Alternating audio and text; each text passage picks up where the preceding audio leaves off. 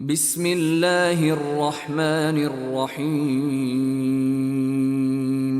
إنما كان قول المؤمنين إذا دعوا إلى الله ورسوله ليحكم بينهم أن يقولوا سمعنا وأطعنا وأولئك هم المفلحون. ومن يطع الله ورسوله ويخشى الله ويتقه فأولئك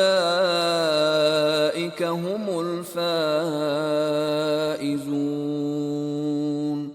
وأقسموا بالله جهد أيمانهم لئن أمرتهم ليخرجن قل لا تقسموا طاعة معروفة إن الله خبير بما تعملون. قل أطيعوا الله وأطيعوا الرسول فإن تولوا فإنما عليه ما حمل وعليكم ما حملتم وإن تطيعوه تهتدوا وما على الرسول إلا البلاغ المبين. وعد الله الذين آمنوا منكم وعملوا الصالحات ليستخلفنهم في الأرض كما استخلف الذين من قبلهم وليمكنن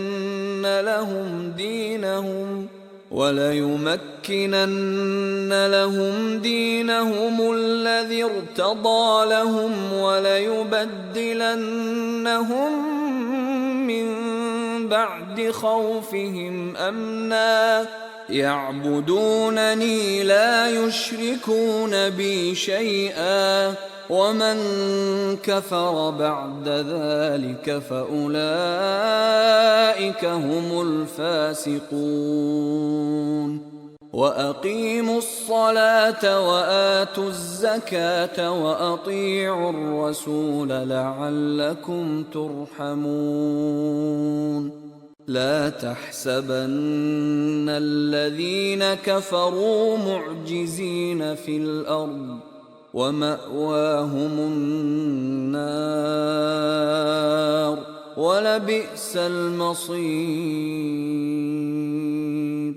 يا أيها الذين آمنوا ليستأذنكم الذين ملكت أيمانكم والذين لم يبلغوا الحلم منكم 3 مرات من قبل صلاة الفجر وحين تضعون ثيابكم من الظهيرة ومن بعد صلاة العشاء 3 عورات لكم ليس عليكم ولا عليهم جناح بعدهن طوافون عليكم بعضكم على بعض كذلك يبين الله لكم الآيات والله عليم حكيم.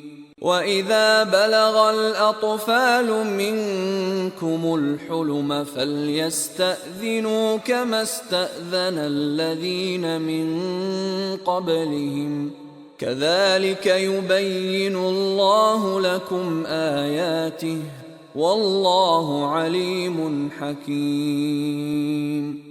والقواعد من النساء اللاتي لا يرجون نكاحا فليس عليهن فليس عليهن جناح أن يضعن ثيابهن غير متبرجات بزينة، وأن يستعففن خير لهن، والله سميع عليم. ليس على الأعمى حرج ولا على الأعرج حرج ولا على المريض حرج ولا على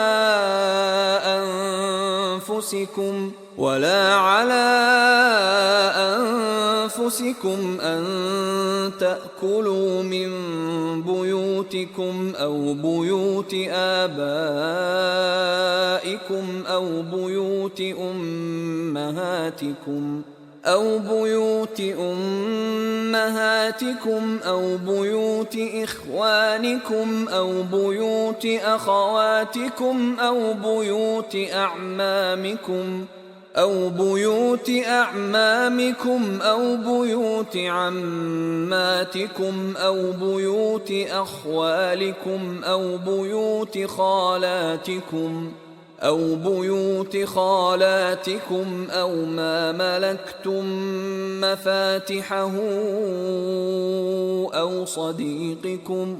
ليس عليكم جناح أن تأكلوا جميعا أو أشتاتا، فإذا دخلتم بيوتا فسلموا على أنفسكم تحية من عند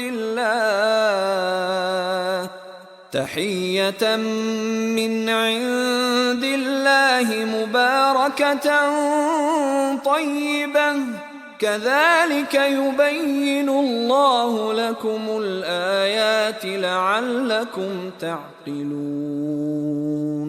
إنما المؤمنون الذين آمنوا بالله ورسوله وإذا كانوا معه على أمر جامع لم يذهبوا حتى يستأذنوه. إن الذين يستأذنونك أولئك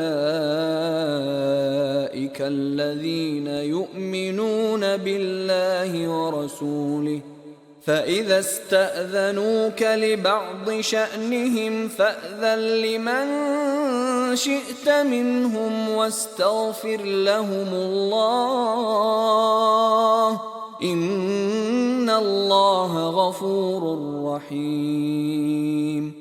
لا تجعلوا دعاء